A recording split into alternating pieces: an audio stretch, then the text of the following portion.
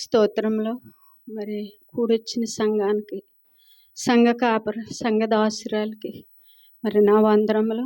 మరి నేను చెప్పబోయే సాక్ష్యం ఏంటంటే, పోయిన సంవత్సరంలో మరి మా భర్తకి బాగోలేదు.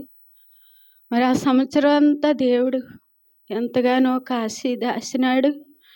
మరి అద్భుత కార్యాలు జరిగించినాడు. మరి క్షేమంగా ఉండడం జరిగింది. ఈ సంవత్సరం, ఈ 2005 సంవత్సరంలో ఈ సంవత్సరం అంతా క్షేమంగా ఇంతవరకు బాగానున్నాం.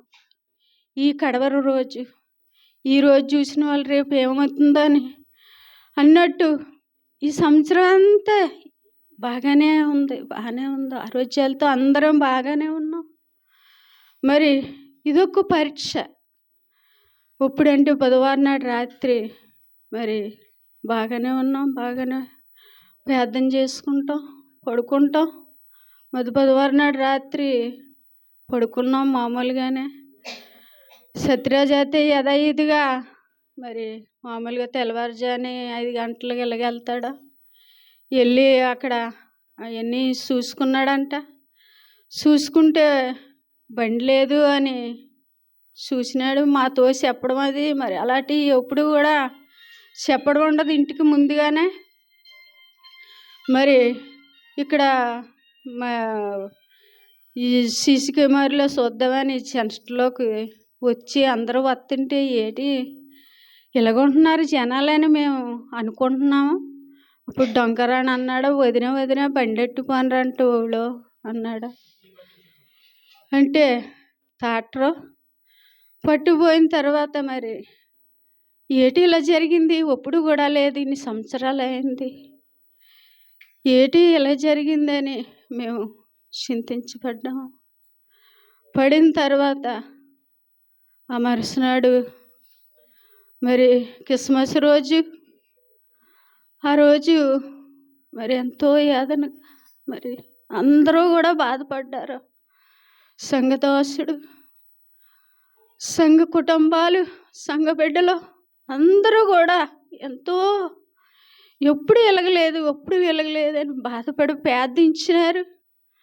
మరి క్రిస్మస్ రోజు మీరు అందరూ ప్రార్థించినారు. మరి దాసుడు కూడా ఆ దినమైతే ఎంతో భారంతో ప్రార్థించినాడు. బండి వస్తుందని ప్రార్థించి మాట్లాడినాడు. అందరూ అనేవారు మీ దేవుడు ఉన్నాడు, మీ దేవుడు ఉన్నాడు అనేవారు. అంటే మా దేవుడు ఉంటాడు, మా దేవుడు మాతో ఉంటాడు, ఏమైపోదు అని నేను సమాధానం చెప్పేదాన్ని. కొంతమంది అనేవారు బండి ఎంతవరకు ఉండదు, ఎప్పుడో ఇప్పేస్తారు, అవన్నీ మార్చేస్తారు, అటు పోయిందంటే బండి రావడం కష్టం అని కొంతమంది అనేవారు. ఏమో దేవుడి చిత్తం, అదంతా దేవుడే మార్గాలు తెరవాలా అని ప్రార్థించేవాళ్ళు. మరి ఎంతమందో మరి నాయన దాసుడు తెలిసిన వాళ్ళందరికీ చెప్పే ఉంటాడు. అనేక దాసులు, అనేక సంఘ బిడ్డలు అందరూ ప్రార్థించే ఉంటారు నాకు తెలిసిన మట్టుకి. మరి దేవుడు మీ ప్రార్థనలో, సంఘ కాపర ప్రార్థనలో, మా ప్రార్థనలో దేవుడు మరి ఆలకించాడు. ఆలకించి ఇదిగో పోయిన నెల 23వ తారీఖుని కొత్తకోటలో తాటరే పట్టుకుపోండ్రంట. పట్టుకుపోతే అది ఇప్పటికీ దొరకలేదంట. వాళ్ళు ఉదయకాలమే మా ఇంటికి వచ్చినారు. మరి ఎలా తెలిసిందో, మా తాటరు పోయిన నెలలో 23వ తారీఖున పోయిందమ్మా, మీది 23వ తారీఖునే పట్టుకుపోనారు, మా తాటరు అయితే దొరకలేదు అని వాళ్ళు చెప్పి సత్యరాజు వస్తే సత్యరాజు దగ్గర బట్టి దగ్గరికి వెళ్ళారు. వెళ్ళి మరి ఏం మాట్లాడుకున్నారో తెలియదు. మరి నిన్నటి దినాన్నంతా ఎంతో గాలిచ్చి మరి ఆ దొంగ దొరకడం, బండి దొరకడం అన్నీ దేవుడే సకలపరిచాడు. దేవుడికే మేమేమిచ్చి రుణము తీర్చుకోవాలయ్యా. మేమేమిచ్చి కూడా రుణము తీర్చుకోలేమయ్యా. ఆయనకు రుణపడి మేమెంతో ఉన్నాం తండ్రి. నా జీవితంలో అయితే నాయన ఎంతో తెలియని కార్యాలు, రోగాల నుంచి, బాధల నుంచి, శ్రమల నుంచి ఎన్నో కార్యాలు నా జీవితంలో అయితే చేసినాడు. నేను అది చెప్పుకోలేని కారం. నాకే జ్ఞానం లేనిదాన్ని, ఏ తెలివి లేనిదాన్ని. దేవుడు నా పట్ల మరి ఎందుకో ఆయన కృప నా పట్ల దయ చూపించి అయ్యా నన్ను కనికరించుతున్నాడు. దేవా ఆయనకి ఏమిచ్చిన రుణం తీర్చుకోలేనయ్యా.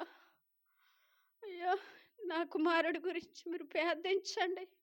ఎందుకైతే రక్షింపబడాలా, ఆయన పాదాల దగ్గరికి రావాలా.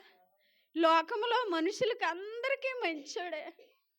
కొంతమంది అనేవారు కుమారుడైతే మంచోడే, ఎందుకు ఇలా జరిగింది, ఆకలన్నవాడికి అన్నం పెడతాడు, అబ్బుతన్నవాడు కట్టుపడతాడు అని ప్రతి ఒక్కరు అల్లోడుతూ అంటున్నారు. అంతేగాని మరి దేవుడి దగ్గర కూడా దేవుడి పాదాల దగ్గర ఉండాలా, దేవుడు మోకాళ్ళు ఉంచాలా. ఎంత అధికారైనా, ఎంత రాజైనా, ఎంతైనా సరే దేవుడి దగ్గర ఉండాలా అని నా కోరిక. మరి రక్షింపబడాలని మీరందరూ ప్రార్థించమని నా కోరిక. నా